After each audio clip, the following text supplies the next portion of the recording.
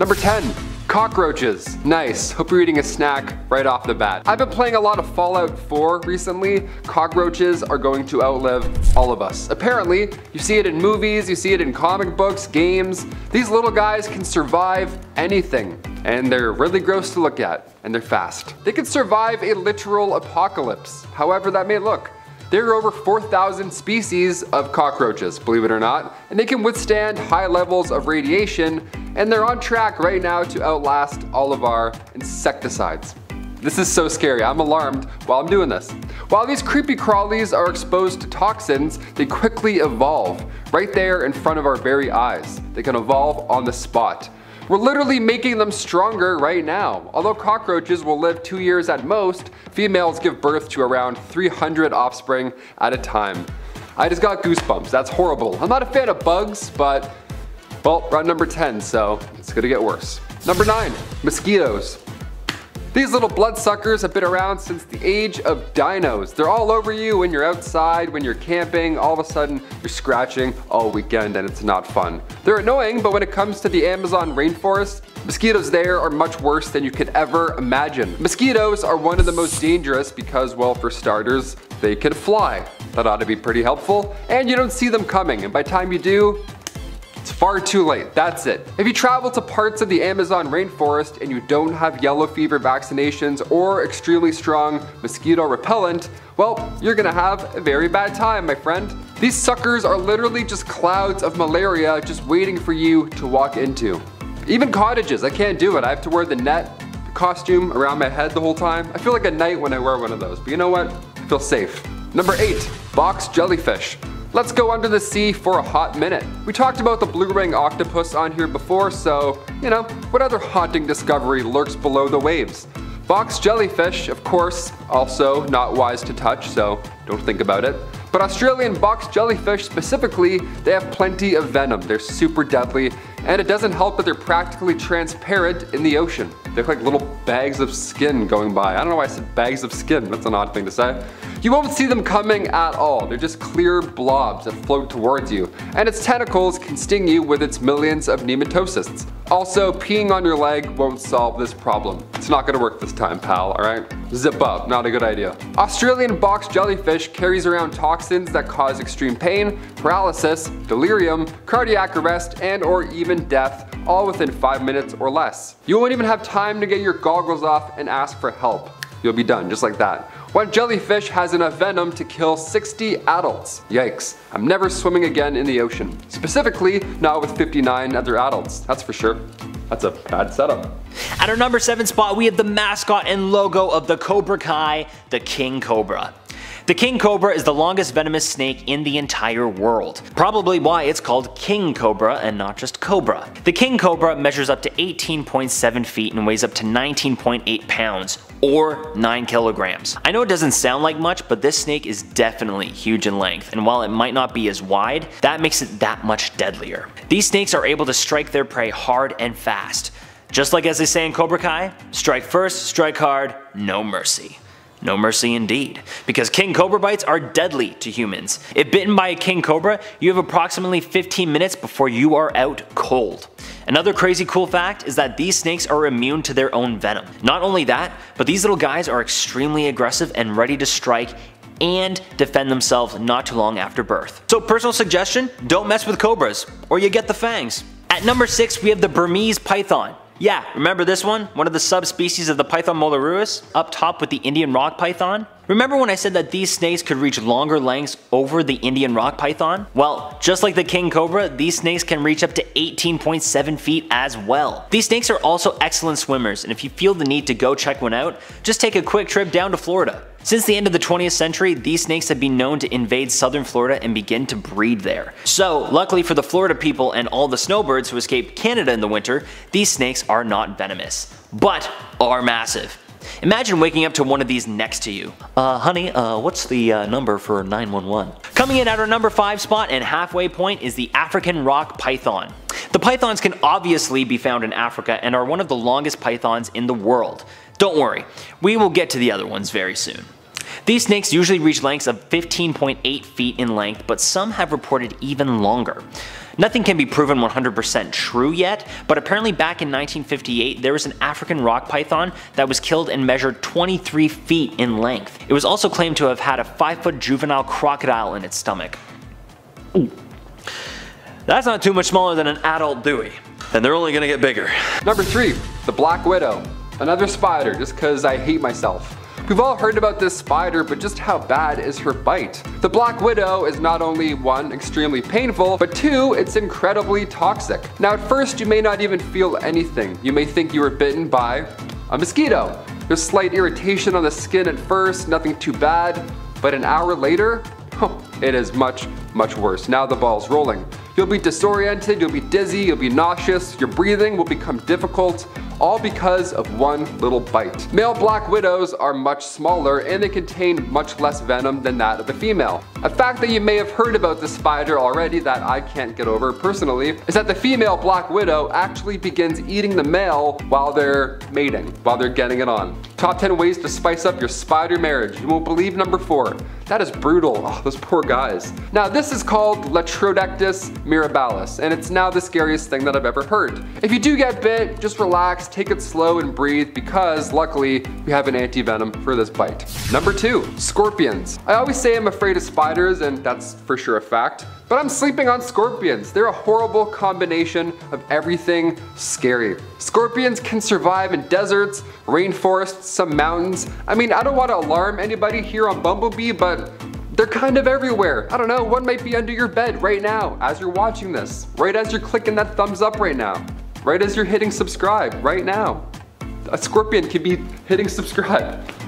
A scorpion can subscribe with its stinger, you know? Sometimes you'll find a scorpion completely frozen outside. It's immobile and otherwise dead. But as time passes on, keep an eye on it because some researchers would watch for these frozen scorpions and watch and wait for them to come back to life. They can do that. They slow their metabolism rate enough so if need be, they can live off of 1 insect a year. Bet you didn't know that, right?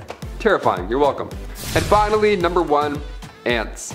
Small but mighty, and they come in thousands, and they travel up your window and into your house. Ants are so scary, we have to talk about them. There's thousands of species of ants. We've talked about the bullet ant on here before, and how their bites feel like a bullet wound. Their sting is considered the most powerful in the world, and its effects can last 24 hours. That alone is a scary individual ant. But these guys come in all different shapes and sizes. The feature that allows them to survive for so long, of course, they can live deep in the ground, but they also sacrifice each other. That's the thing they do every day. They grab an ant and they're like, huh, and they just throw them off of a curb or something. If one ant is sick or injured, they'll all decide as an ant group that it's that ant's time to go. That's crazy. These guys are ruthless. How wild is that? They do this to ensure the safety of the rest of the colony, so that it doesn't get sick or, you know, it doesn't slow anyone down. That's brutal, that is ruthless. They're like little Vikings with antennae.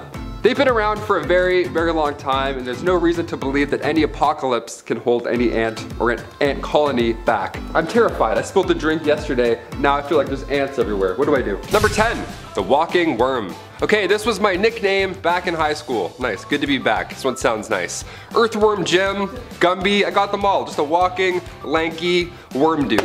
Meet the Hallucigenia fortis, named by Simon Conway Morris back in 1979. Conway Morris named it Hallucigenia fortis because of its bizarre and dreamlike quality. Sure, art's subjective, I guess, to each their own. There were over 109 specimens of these strange aquatic creatures, and they ranged in size from half a centimeter to 3 centimeters long. Now, number 10 on our list, okay, gotta start small, not too large, and since it was an invertebrate, it lacked a spine. Just like me, no spine, you know, just all worm. Just all air, like an inflatable person. Defining features of the walking worm, as its name suggests, were these tentacles that protruded out from the body. It had spikes that it maybe and possibly probably walked on. How terrifying is that? And in 2015, scientists realized where its head was. Yeah, its real head. We thought a fossilized stain was its head for like 35 years, and then in 2015, we found its real head, and it looks like it's grinning almost, with 2 eyes. Dare I say worse than the stain? Let's stop looking. Number 9, the big fin squid. From the Magnapinidae family, the big fin squid, or as I like to call it, this ocean alien with shoulders and elbows, belongs to a group of rarely seen cephalopods with a distinctive morphology. meaning that they're really weird looking and really rare. The first record of us catching and looking at this thing comes from 1907 in the Azores, but due to the damaged nature of the find, little information could be actually extracted. It just looked like a piece of wet crinoline pulled out of a lake. During the 80s, 5 specimens were found in the Atlantic and Pacific, so eventually the creature found a place amongst the books as its own species, entering the Magnapinidae, or squids. So it's not actually a squid, but like a third cousin. This thing looks like it crashed here on an asteroid, doesn't it? The arms are huge and held perpendicular to the body, creating the illusion of arms and elbows, giving it its trademark alien figure. Some of these things are longer than 10 meters too. That's like a school bus. These things are definitely living under the ice on Jupiter. I'm just gonna say it. I said it. Number 8. Giant dragonfly. Dragonflies are awesome. I have a dragonfly tattoo. I had to check which arm. That's awesome. Welcome to being 28, I guess. But these sticky lads are old school, okay? Dragonflies are sweet. They were the first winged insects to ever evolve 300 million years ago. Modern dragonflies have wingspans of only 2 to 5 inches, but ancient giant dragonflies, again, as their name suggests, well, their wingspan was 2 to 3 feet. They're a lot bigger and scarier and stickier. I hope they never come back to this size. Again, like I mentioned in part 1, it's that high oxygen level that does the body good. Yeah, the Paleozoic era had these beasts hovering around because, you know, the air was too good back then. Nearly all of their head is its eye, so you're f***ed in every angle, basically. The movie Dune, if you've seen this recently, great film. The ornithopters, they're engineered to fly like a dragonfly. This is based on real life science. Engineers in real life are studying dragonflies, their flight patterns right now with their wings. Just keep them small and we're good. Study away, keep them small, please. Number 7, black caiman. If you aren't a fan of alligators or things with a lot of teeth, you might want to skip to the next one. Black caiman is the largest family member in the Alligatoridae crew. Alligatoridae crew. Alligatoridae, that sounds like a spell. Alligatoridae. Turn you into a Alligatoridae. These super alligators live in calm, slow moving rivers. Places you really wouldn't expect, you know, a dinosaur to jump out at you all of a sudden. Just like dangerous river snakes, these black caiman will take it slow and wait for their prey to have a sip of water. And then the largest predator in the Amazon will grab its lunch in a second and then quickly return to the water. You won't even see them, they'll just grab it and go. Maybe they'll do that twisty thing, that's terrifying. Birds, reptiles, mammals, this thing can and will eat everything. Between 2008 and October 2013 alone, there were 43 black caiman attacks on people, and a handful of these were sadly fatal. Number 5, the devil worm. I mean, its name certainly sounds confident and scary. What is this thing? A worm from the underworld. Of course, this thing can survive it all, even apocalypse probably. This guy's literally from hell. The devil worm is a type of nematode, and it looks pretty haunting only under a microscope. In person you can't really see it, but then when you look, it's the worst thing you've ever seen. The thing that sets this little devil apart from the rest of these bugs or creatures, whatever you want to call it, is that it doesn't need oxygen to survive. And it can do so in complete darkness and under the most extreme pressure. The devil worm is the deepest living animal on Earth, hence its cool and haunting nickname. Number 4, the cave robber spider. Also a cool nickname, but I don't like spiders, so here we go.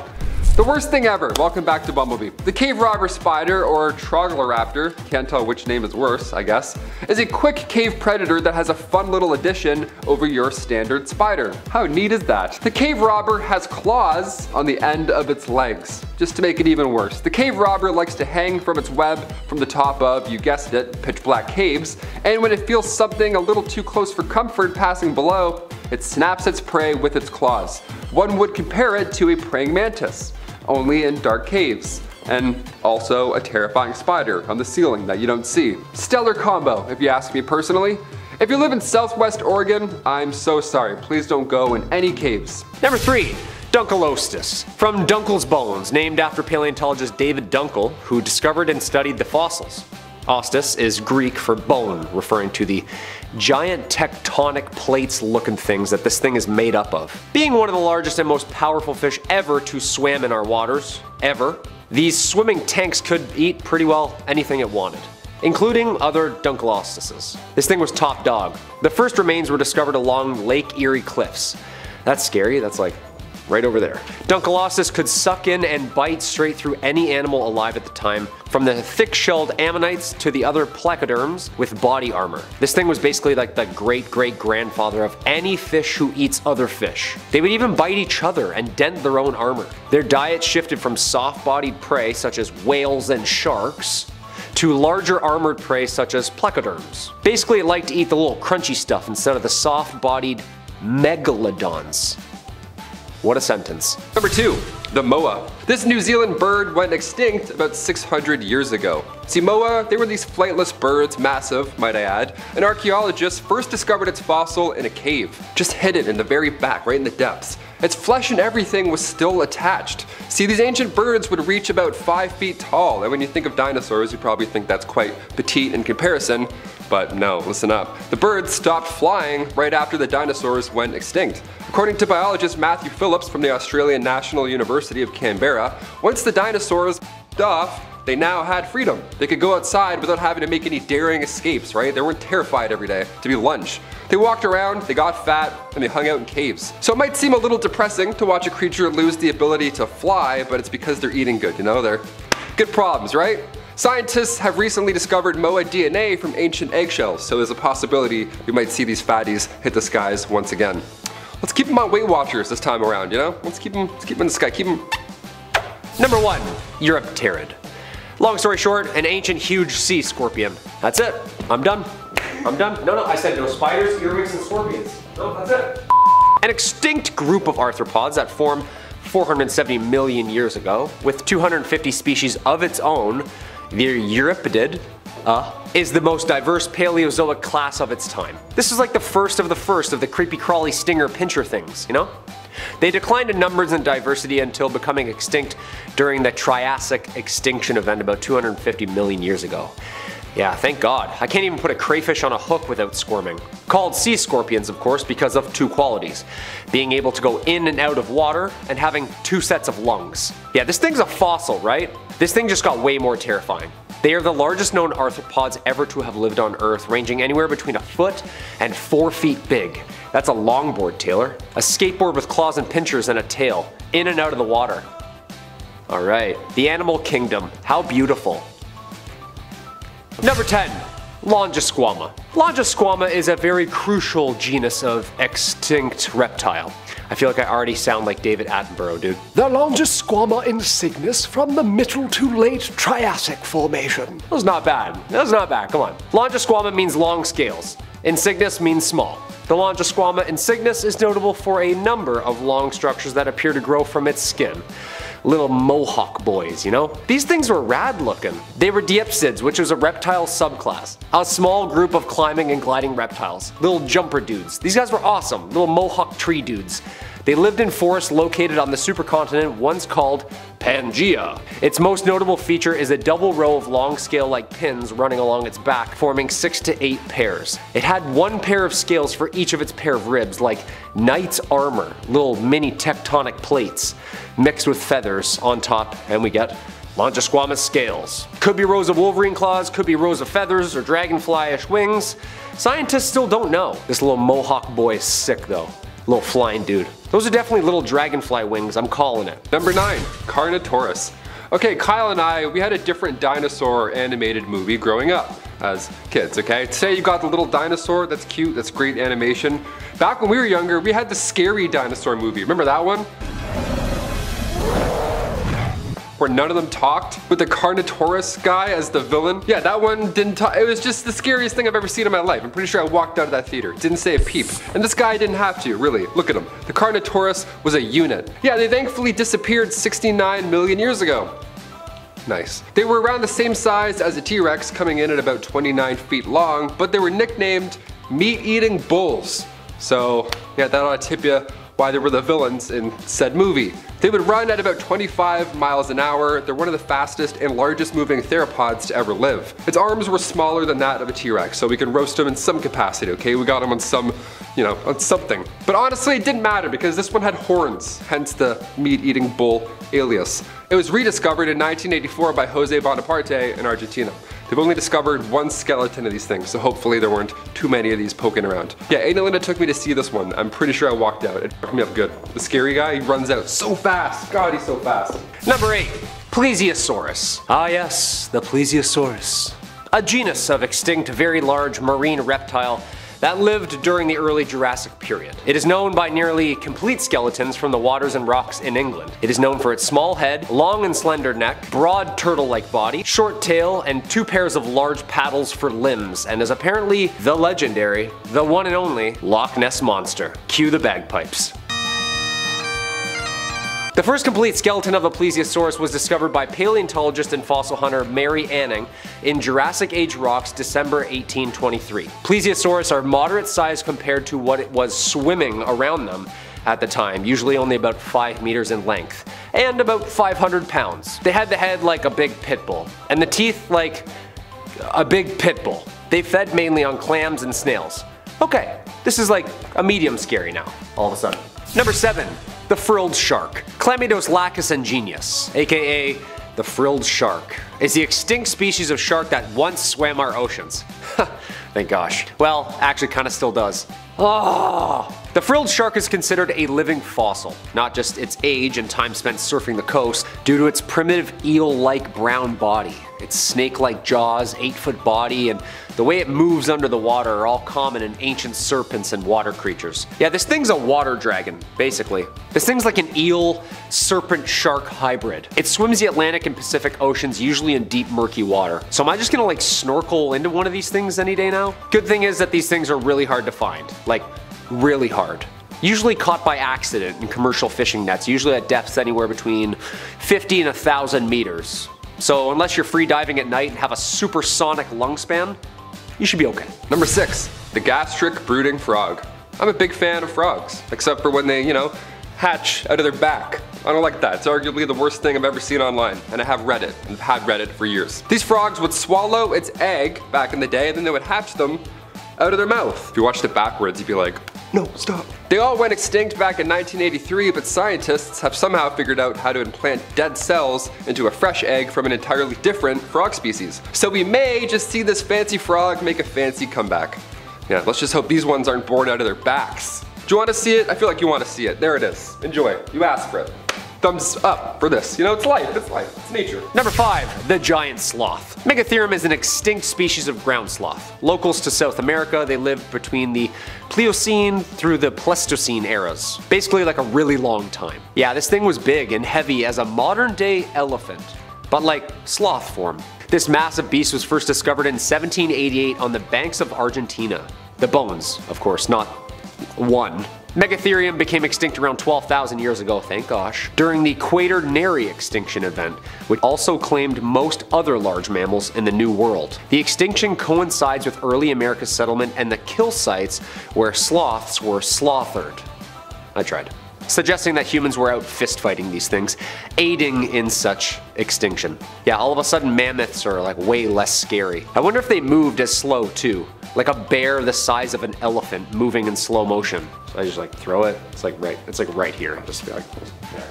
Number 4. Tasmanian tiger.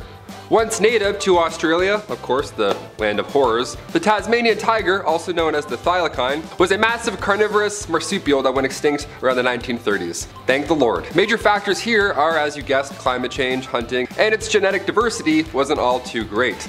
Now it's sad on one hand because these beautiful creatures, also kind of terrifying, they disappeared so recently, but it's recent enough that we have a shot at bringing them back. Yeah, I'm just scaring you with this one. I'm like, it's terrifying, right? They're coming back, 2024 in IMAX. Yeah, imagine looking outside and seeing this thing on your own front yard. Are we ready for this? I'm not. I've seen a moose once. Very scary, very scary. I was going 40 miles an hour. I was like, that's it. Specimens still remain preserved in jars. Yeah, thank God for those jars. I was wondering what that was in the fridge. A Tasmanian tibia. Nice, yum. In the science world, we already have some of the Tasmanian tiger genes present after scientists inserted them into a mouse fetus. Again, bold, but sure, they did it. One guy thought of that. How gross is that? The Australian Museum has been working hard to bring this beast back to life, only they're still lacking the DNA to fully recreate it. So if you have any jars of Tasmanian tiger parts, lend a helping hand for science, please. Number 3, Spinosaurus. another Jurassic Park star, and rightfully so. The largest carnivorous dinosaur of all time, even bigger than a T-Rex. Can you imagine that? I feel sick to my stomach already. 93 million years ago, they stopped terrorizing the lands of what is now Egypt and Morocco. Now, if you didn't already guess, its name translates to spine lizard, and that spine was quite long. Coming from me, like, that says a lot.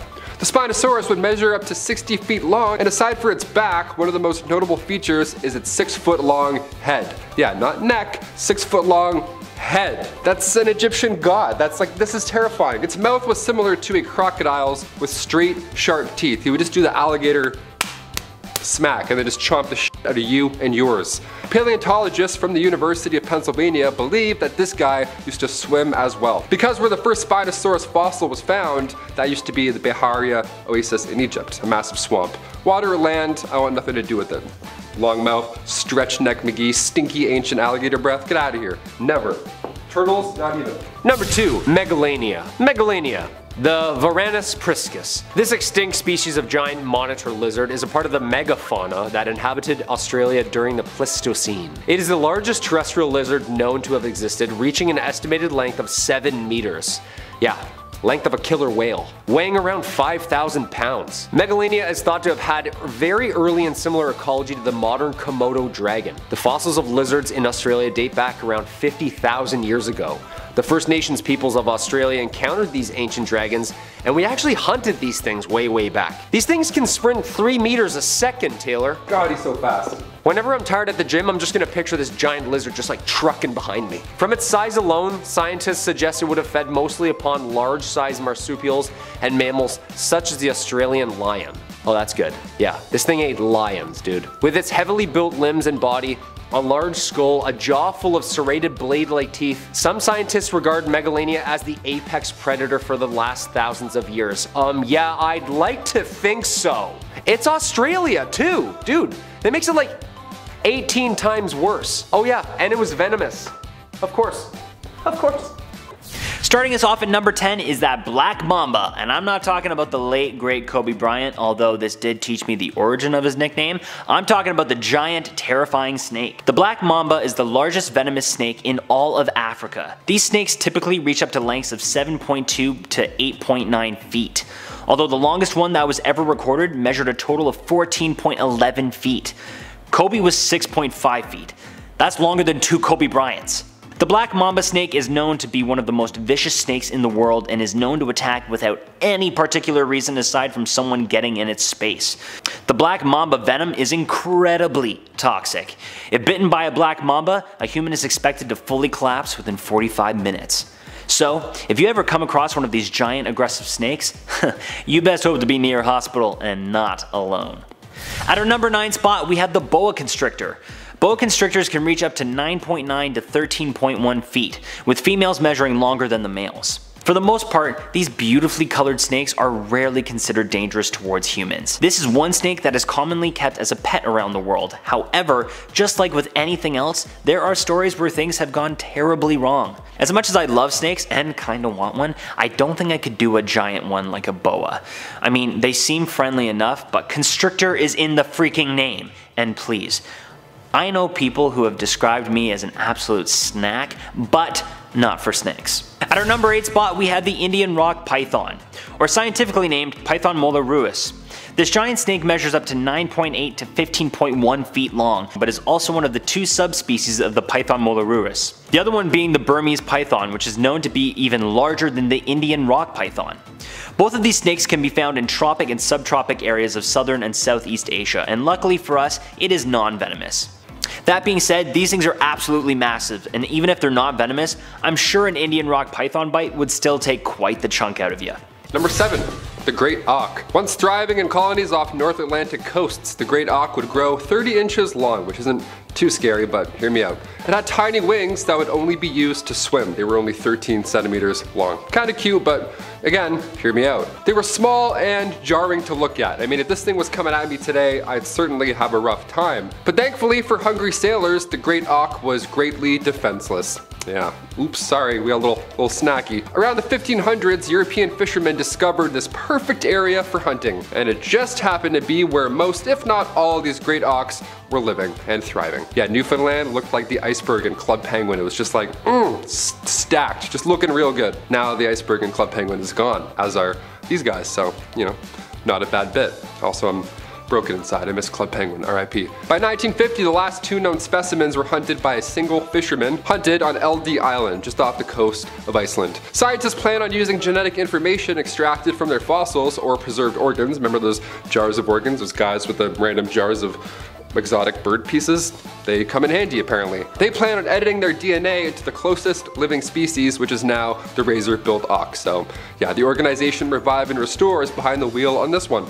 Number 6. Horseshoe crab. Horseshoe crabs are marine water arthropods of the family Lemuridae. Despite their name, they are not actually anything like crabs or crustaceans. Then what are they, dude? They're technically chelicerates, most closely related to arachnids like spiders and scorpions. Awesome.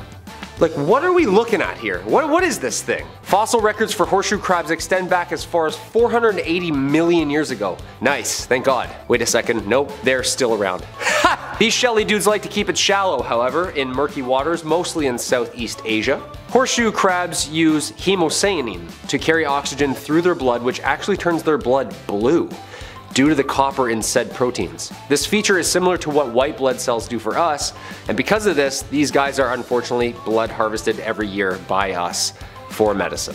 Non-lethal, which involves collecting and bleeding the creature and then releasing them back into the sea. Yeah, I'd be way too scared to grab this thing. Are you kidding me? Like, I respect the animal kingdom, but like at a distance. Number 5.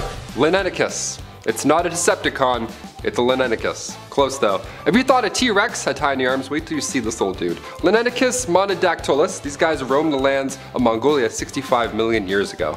I'm a fan of this dinosaur. Honestly, it's scary, and I get that, but I would honestly own this one as a pet. It was actually just giving other dinosaurs the middle finger its entire life, basically, if you look at them. It had a little arm and 1 finger with 1 claw. That's what kind of situation. It was like Wolverine. It was like the chick from Wolverine, the 1 scratchy thing instead of the 3, she had the 1. Or Deadpool from the X-Men that no one liked. Also 1 blade, that one didn't work. In terms of these other monsters on this list, it's quite small, so you know, maybe just 1 little kick to the neck, maybe you'll survive. Coming in at the size of a parrot, this little guy laid eggs and carved through everything and anything that snuck into their nest. Yeah, it was a carnivore. So T-Rex, Velociraptor, this little guy, all coming after you. If you don't hit that thumbs up, he's gonna get his middle finger and poke you. Number 4, the Glyptodon. Basically an ancient armadillo. Yeah, now we're talking. With its rounded bony shell house and squat limbs, it resembles a giant dinosaur turtle, aging at between 5.3 million to 12,000 years ago. This thing was old. Glyptodon meaning grooved tooth because of its square teeth. This thing was big, 10 feet long, weighing as much as like 4,000 pounds. Like, picture a Volkswagen Beetle. This giant armadillo existed in present-day North and South America. Though the Glyptodon had a powerful tail and an armored back made of 1,000 bony plates, it likely lived a fairly peaceful existence. Vegetarian, nice smile, this thing was killing it. It mostly ate grass and never really had to even worry about getting into fights. That being said, the Glyptodon could easily defend itself. I mean, Captain America's shield for a back and a sledgehammer for a tail. It could literally Hulk smash said car. Early hunters likely stalked the Glyptodon for meat and its shell. To kill it, they had to turn it on its back, basically tipping over a car. Yeah, gotta give it up to the early humans. They were badass. And strong. Starting us off in our top 3, at number 3 we have the amethystine python. These pythons are native to Indonesia, Papua New Guinea, and Australia. It is also a popular snake among snake enthusiasts and is the largest snake known of in its parts. Typically, these snakes reach up to 13.12 feet in length, but there are reports that state one of these pythons reaching lengths up to 28 feet at around 200 pounds. Seeing pictures, this is one beautiful snake. Its long, yellowish scales with brown markings down the side make it a sight to be seen. These snakes are also not venomous, but can be bad-tempered at times and can still give quite the nasty bite. Once again, they are not known to bother humans unless we bother them first. Kinda like most of these snakes. Maybe we need to keep our hands to ourselves a little more often. Coming in at our number 2 spot, we have the largest snake on earth, the reticulated python. These snakes can reach lengths up to 29.5 feet and exceed weights of 220 pounds or 100 kilograms. Currently, the largest snake on earth is a reticulated python by the name of Medusa. Fitting name, isn't it? Medusa at the age of 9 years was 25.1 feet long and weighed in at 353 pounds. That's 160 kilograms. These snakes can live up to 21 years and grow throughout their lives. Medusa's owner says he would love to own the longest snake ever, but he's got quite the chore in front of him. He will have to keep feeding her pretty well if he wants to reach 32 feet. When not owned by humans, these snakes can be found most commonly in Southeast Asia. So for any snake fan out there, go on a trip to Southeast Asia and then locate where Medusa lives, and you can officially say you've seen the largest snake in the world. But wait, if Medusa is the largest snake in the world, what could be left? Coming in at our number 1 spot, and sorry Medusa, this one is bigger than you, we have the prehistoric Titanoboa. About 60 million years ago in what is now present-day Colombia, these massive snakes could be found slithering on the forest floor. And when I say massive, I mean massive. These snakes could be anywhere from 39 to 49 feet in length, and weigh up to 2,200 to 2,500 pounds. Once again, that's 1,000 to 1,140 kilograms. The width of these snakes were also unimaginable. They could reach widths of 3 to 3.5 feet. Of course, they would only get larger after feeding on a full-size crocodile. Oh yeah, because they could do that, by the way. So even though Medusa might be the largest snake on earth currently, many more large and in-charge snakes came before her. I can only imagine what the largest Titanoboa was, but I don't know. Maybe I don't want to because this one definitely scared me beyond belief.